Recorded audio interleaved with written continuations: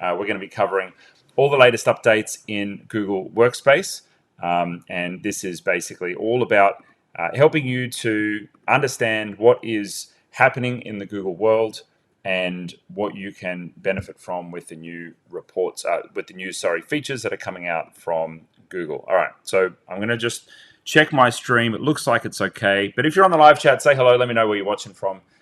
Some of these don't always go to plan. That's part of the fun of being live.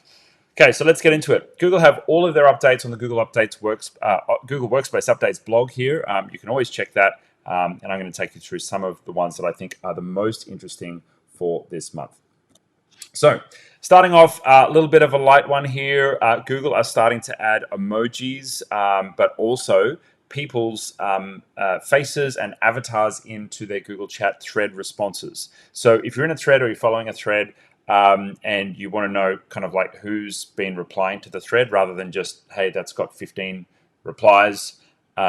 This will actually tell you what's going on with people's faces, which is nice and useful. You'll see here this is also working on mobile as well. Good time to mention that if you're still using Slack or Facebook Messenger or something else that's not Google Chat, if you're using Google Workspace, you may as well switch into the Google Workspace ecosystem because it really makes sense with all of the integrations and everything talking to each other nicely for you to be doing everything the Google way as much as possible. Okay, so let's go ahead and move on to our next one. Oh, that looks like it might be an empty page. Okay, let's try another one. Google Meet. Google have released a API for Google Meet, which is very interesting. Now, I don't know exactly what Google would recommend you do with this, which is why I'm looking forward to actually reading the article. The example that they've given here is like a Google Meet embedded into Salesforce. I guess that's cool. I mean, you could probably do that right now with, grabbing a stream link from your Meet. You can set up Meets for streaming and they stream to YouTube. You could grab the YouTube link and you can embed that anywhere. So this one's not exactly exciting for me, but it does appear they're talking about maybe like pulling in the meeting information and putting it in HubSpot or Salesforce. I don't know. I'm curious about this. Like, what would you integrate Google Meet with the Meet API? I can't think of anything immediately myself, but I don't know. Maybe there's some uses there. I'd love Google to bring out an API for Google Keep. That'd be wonderful. So we could actually get notes in and out of Google Keep. There's no integrations for that at the moment, apart from like kind of wonky scripts that you find online. But anyway, Google Meet is getting an API. Thanks, Google. Please tell me what this is for. All right, moving on to our next one. Updated interface. If you haven't already seen this, you should have seen the warnings. But Google have basically given us a new sign-on page. There's not much that's special about this. Not much has really changed in the actual mechanism of signing in. It's mostly just a visual lift. Some interesting comments that I saw on the internet were things like, hey, why is this a two-step process? Why do I have to put my email in on one page and then my password in on the second page? And, sometimes a password manager doesn't pick up the second page properly. And so, it's like a little bit of a mess. And the reality is that Google, like other vendors, are trying to move away from passwords completely. And so eventually, if you haven't already set up a pass key on your phone or on your computer where you just use, a biometric authentication like a fingerprint or face to unlock it, effectively that's what they want. They want you to put in your email, and then the next step is just the biometric authentication, and we're going to eventually forgo passwords for most of what we do online sometime soon. So that's Google's kind of way of doing that. This is just a visual lift on the sign-in page. Not much else to report there. Let's move on to our next one. Google has updated the Google Workspace Marketplace, and you're now able to have a little bit more control over what apps are pushed down into Google Chat. Now, when Google Chat launched, they had bots, and the bots were not amazing, to be completely honest. A lot of them were effectively just a way of, getting an app and limited data out of that app in the chat interface. Not many of them really enhanced the experience of using that app, with a small exception of if you were in Google Workspace, you could use the Google Meet bot, and it would go and talk to people's calendars and organize a meeting between multiple people. I don't even know if that still exists, but that's one of the launch features that they went with. And at the time, yeah, that was pretty cool. I've not seen many really great bots inside of Google Chat that I find I use every day. I know Slack has an amazing ecosystem, and many people use a lot of bots to kind of chat to, and it's kind of like, you know, what happened before AI happened, right? It was a way of talking with natural language to different services. Like they've got this cool one where you can ask it any question about your analytics, and it'll pull data from Google Analytics or your Stripe data, and then, you know, bring that right into chat inside of Slack. But I've never really seen anything that cool inside of Google Workspace in Google Chat, with one exception. We do use a little bot for making polls, but, you know, that's like basic. It's pretty useful, but it is basic. The second one is Asana. I love the Asana bot, and that means that anytime that we post the link to a task, often we're chit-chatting with our team and we want to just like get someone up to speed and drop them the link to the task in Asana. That will automatically unfurl that task and show us the information from the task right there in our Google Chat. And that's a useful feature. That's really great. Use that one every day. It's not got the features of like, hey, Asana, can you search for XYZ task? Or, hey, can you, mark this task, complete via text? There's buttons and those kind of things, but for the most part, most of those actions are going to take you back into the Asana app, and then you've got to do your operations there. Whatever. But what I do like about it is this feature, this update from Google, is allowing you to push out chat apps to your organization, which is useful. You can also add it to a particular space. So there's a new button here, add to space, and you can choose to add that to a particular space. So if you're an IT administrator or you're the business owner responsible for managing IT, then you might want to force install this on a particular space rather than relying on your staff or users to do that themselves. Okay, marginally useful. Thanks, Google. That's a pretty good update. Okay, this one is pretty interesting. I think this is a very cool feature, and I've been waiting for Google to do this for a while. They're calling it Create More Immersive Presentations in Google Slides. What does that actually mean? There's a few features here. Number one, you can spotlight a speaker in slides. What does that mean? Well, you can actually embed a Google Meet video into your slideshow. So if you see here, you can actually, as you're presenting a slideshow, automatically have someone's camera embedded into the actual slide. And that's freaking crazy. How cool is that? I love this feature. I can't wait to try it out. I don't know if it's going to work live on a meeting or just when you're, recording. But it did say, where is it? Their video feed. So I'm assuming this is live feed. Yeah, there we go. Embed your Meet video directly into slides presentations. This looks so freaking cool. So I love this feature. We're often on online meetings and we're presenting with Google Slides, and we've got large meetings with lots of people, and people's eyes, I guess, have to dart between the human presenting, but also the the actual presentation itself. I love this feature. I'm going to send it to my team today, and I hope that they start embedding it into our presentations. I reckon that's pretty cool. Okay, so next up, Google Meet hosts can pin multiple people in a meeting. This is another really groovy feature. Been around on Zoom forever. Thank you, Google, for finally putting this in. But if you are running a large presentation and maybe you've got a lot of people on there, maybe it's a webinar, maybe it's a sales presentation of some sort, you may have a dedicated host for the meeting. And when you switch on host controls, you do this when you schedule a meeting in the meeting settings. And so you just go to your calendar and set up the settings there to have a host. That host can basically do certain actions inside the meeting for you.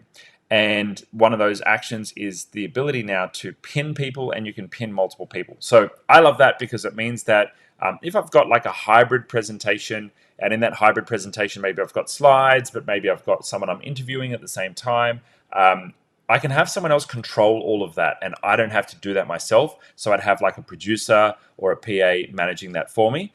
And that's a great feature. I appreciate that Google have finally brought that to Google Meet. Very, very useful. In the early days, like think about 2020, right? That's when Zoom really, really took off, and everyone started using Zoom because Meet was still pretty average at that point. They'd rewritten it from what was Hangouts and had a really bad rap into Meet.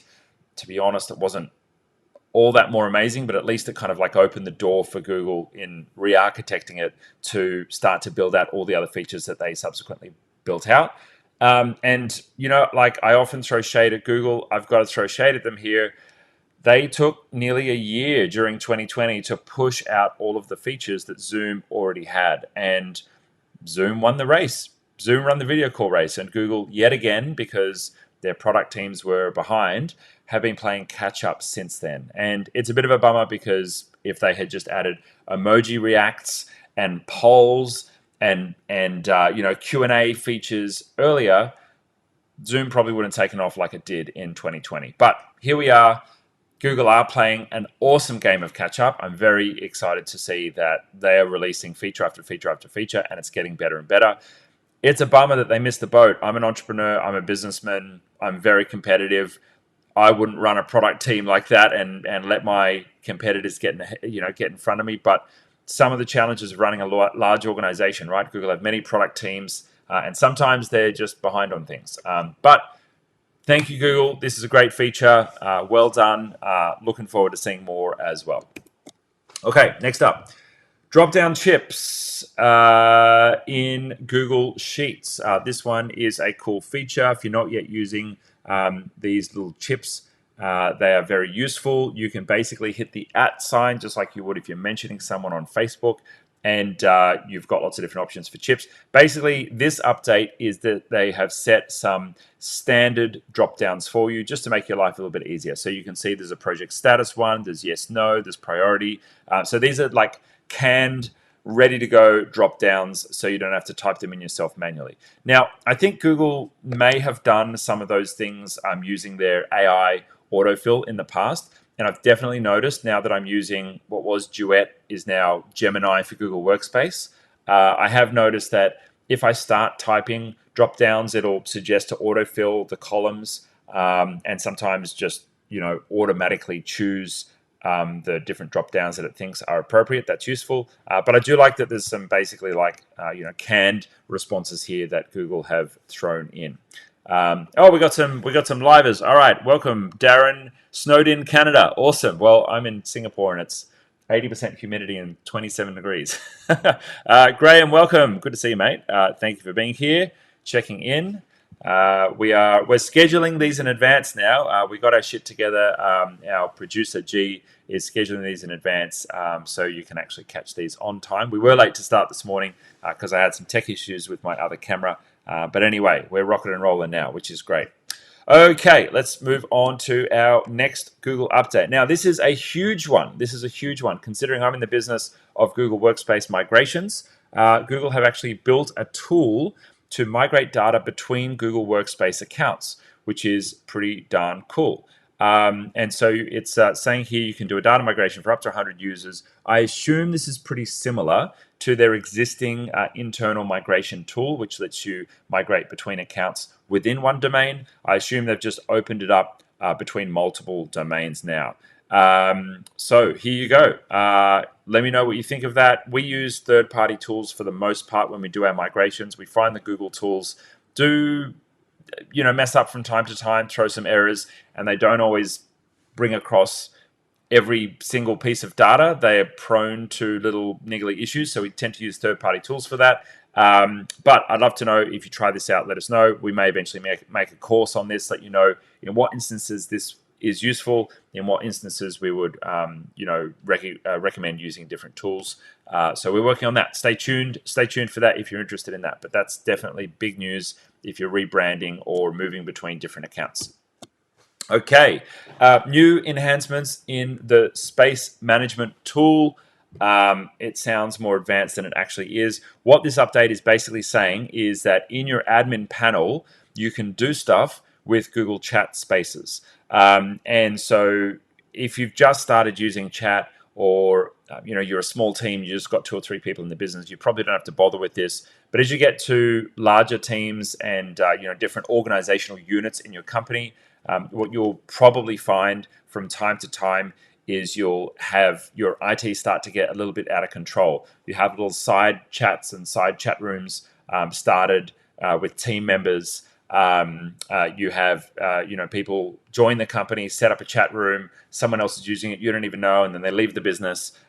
Things can just turn into a little bit of a mess. And so if you want to do a little bit of a cleanup on the chat rooms in your business, where you can head along to the admin panel, you go to Google Chat, and from here, I've already been using this to like add users to a particular chat. So maybe someone else has created a chat, I'm not in there, I can't invite myself if I wasn't invited, but given that I'm a super administrator, I can go into the admin panel and I can modify the users in a group, in a chat, sorry, and I can just add myself to the chat.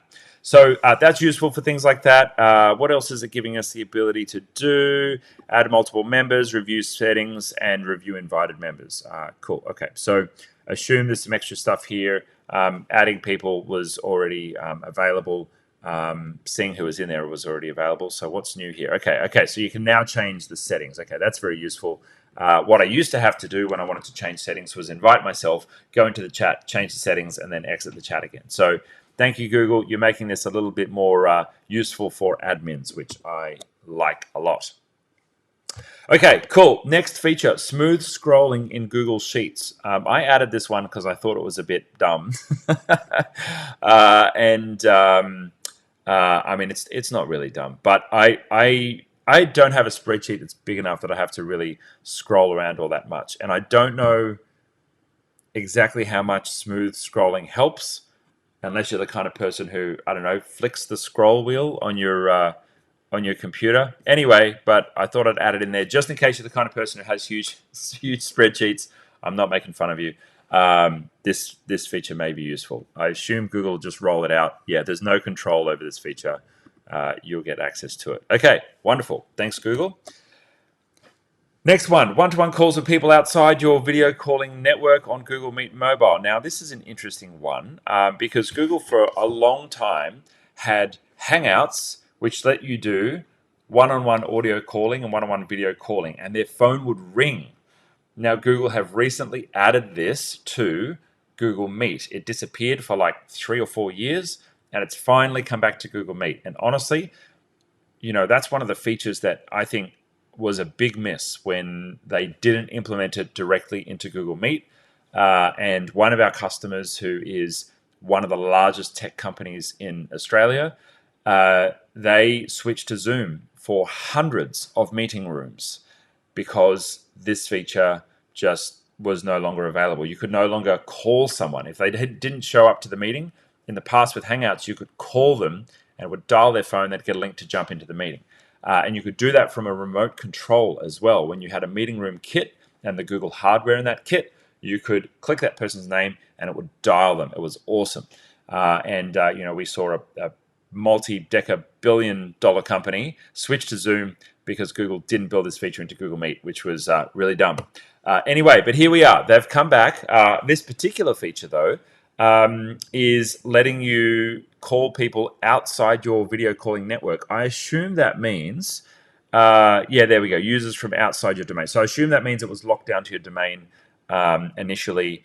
I didn't know that. I've only ever used this internally in my domain, but that's a nice little thing, Google. So if you haven't tried that out, the reason I included this in the update, if you haven't tried it out, go and try it out. So jump into your mobile app, go to the chat with someone in Google Chat, test it with someone inside your business. You should have a call button in there, and it will actually ring their phone if they've got it, and I assume pop up on their computer, although I haven't seen that happen on mine yet because I haven't had anyone call me. Okay, next up, this is another big feature update. This is an exciting one. New ways to annotate Google Docs. Basically, you can draw on your docs now. And so you can draw, you can highlight. This is, as you can see in the example here, really useful if you've got creative markups that you want to do. But I'm assuming that you can do this on yes, you can on iOS devices. That is pretty cool. I'm looking forward to getting my iPad pen out and scribbling on documents.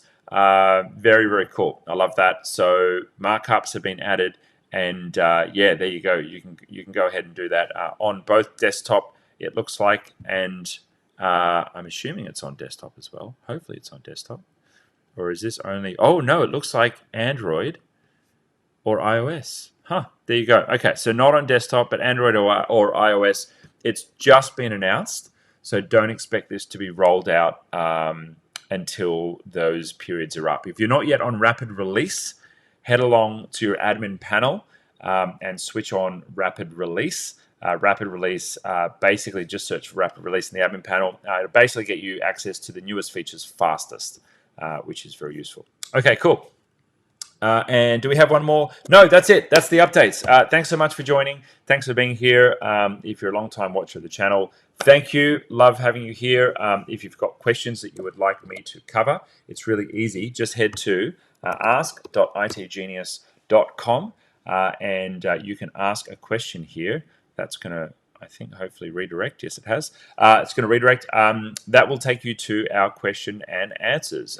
So just click join event, drop in a question there. Make sure you leave your name as well, and I'll cover it in an upcoming Q&A. With that said, we've got another one in 2 weeks' time. We're calling these T2 because it's Thursdays at 2 p.m. Sydney time, and we're doing these every 2 weeks. So if you want to come along to another one, just let me know. I think they may end up being the first and the third, or the second and the fourth of the month. But either way, we're doing 2 of these live streams a month, Thursdays at 2 p.m. Drop it in your calendar if you haven't already. And watch out for the channel notifications. We'll post a new one when we've got the next one scheduled. Okay, folks, I'm going to say goodbye, and I will catch you soon. Thank you so much for joining, and I look forward to seeing you in the next one. If you're on the live, thank you very much for being here. If you're watching the repeat, please make sure you say hello in the comments as well. I try to get to as many comments as I can.